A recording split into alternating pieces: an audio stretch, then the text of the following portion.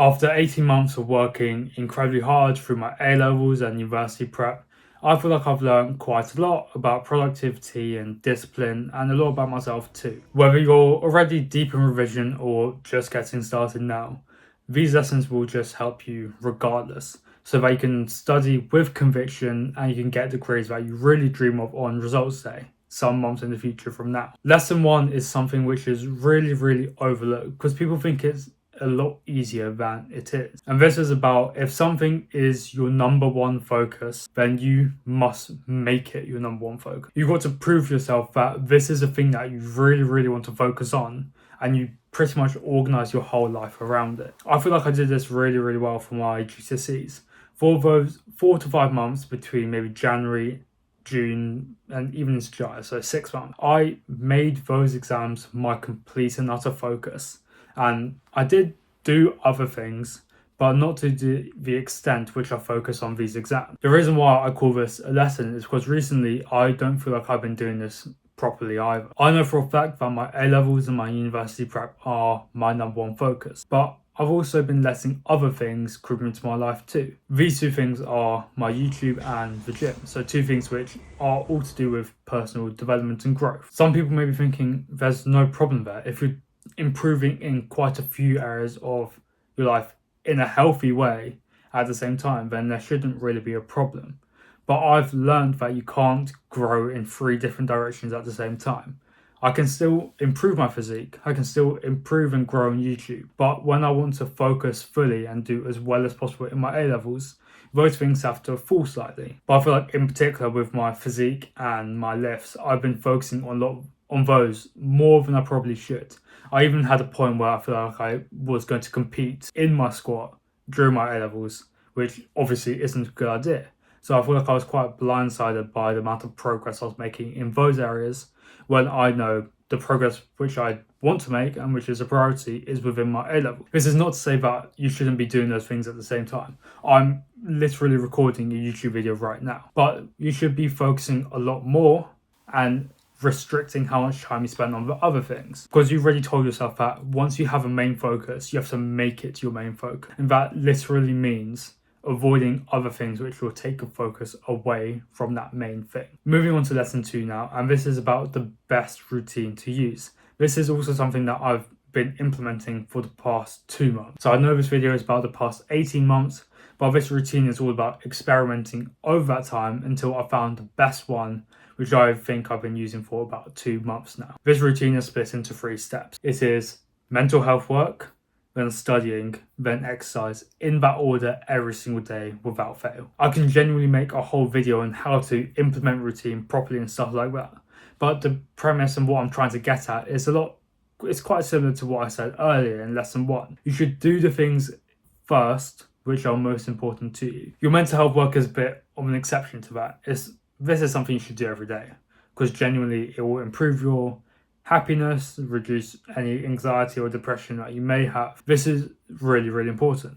But other 2 things about studying and exercise. There was a period of time where I was doing my exercise first thing in the morning as opposed to anything else. You can probably see how that's going to end up impacting the work I'm going to do later. I do my exercise in the morning, I feel tired later, I may even have a nap after I lift, then I wake up a bit drowsy, then I go and do my work. There's no focus on my work then. So what I do instead is that I do the little routine I have in the morning with meditation and gratitude, then I study. I study for 3, maybe 4 hours straight, then I go and do my exercise. So I eat in between, but that's roughly how it goes. Mental health work, then studying, then doing exercise, or just enjoying yourself by doing healthy things as opposed to just messing around and just wasting your time. You can probably notice how lesson 1 and 2 are quite similar, but they are different in their own respect. 1 is more of a concept and 2 is about how to go and apply that properly so that you can make the most progress in that one thing. Lesson 3 is a little bit different. It's all to do with physical and mental rest. Some people online spread a lot of stuff about working for 10, 12 hours a day.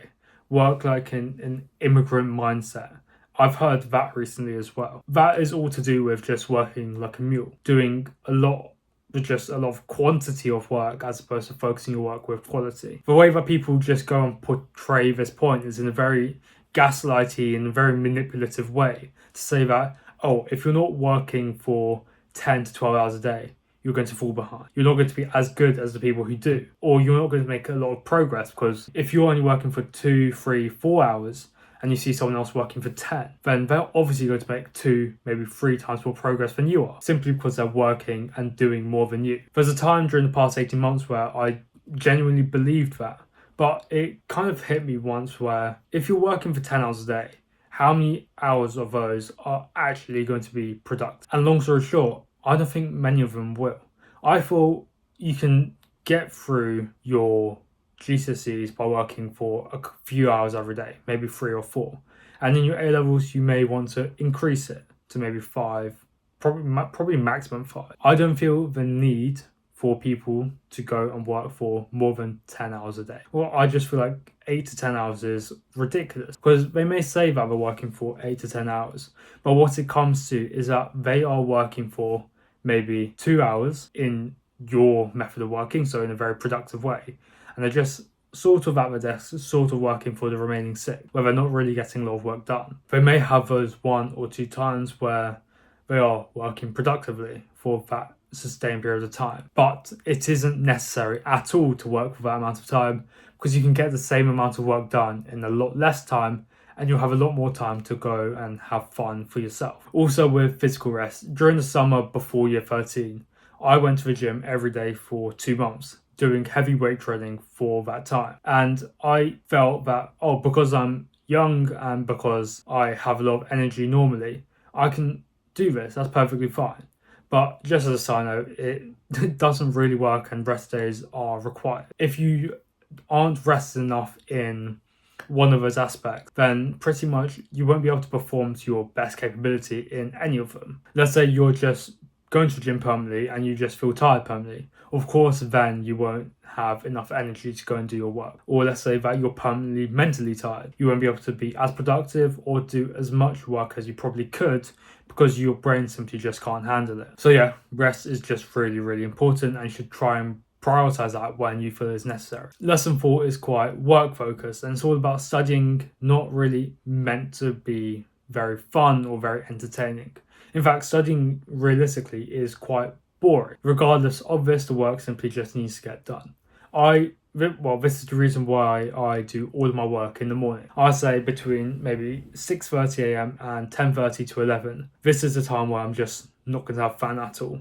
I'm going to do all my work so that I can leave the rest of my day free to do whatever I really want. The reason why people put off their work is because there are things which they would much rather do, and those are things that they are going to do as opposed to their work. And long story short, it just doesn't really end well for them in terms of their grades and their progress in their studies. You can probably see why that is. If you're putting unproductive things first, not even like productive things like exercise, if you're putting all the unproductive things first, then of course, even though that they are fun and they give you entertainment, they won't bring you towards your goals.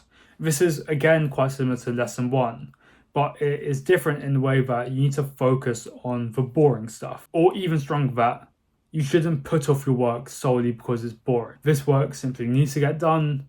You should do it in the time which suits you, but it just needs to get done as a bottom line, even though it may be boring or not entertaining or whatever you want to call it. And the final thing, lesson 5, is all about what to do when things don't generally go your way in terms of your relationships or your work or your exams, or just the results that you do get in your life. Over the past 18 months, I feel like there were a few events or quite notable things in my own life where I felt like things didn't go my way at all. And it wasn't particularly my fault, but it was just to do with some external circumstances just out of my control. It is so easy, as I experienced it myself, to experience all of these things, all of the emotion around it, and then let that negatively impact everything else that is going on in your life. So yeah, if you did find this video useful, I've got a Discord down below in my description. But before then, I'll see you in the next video.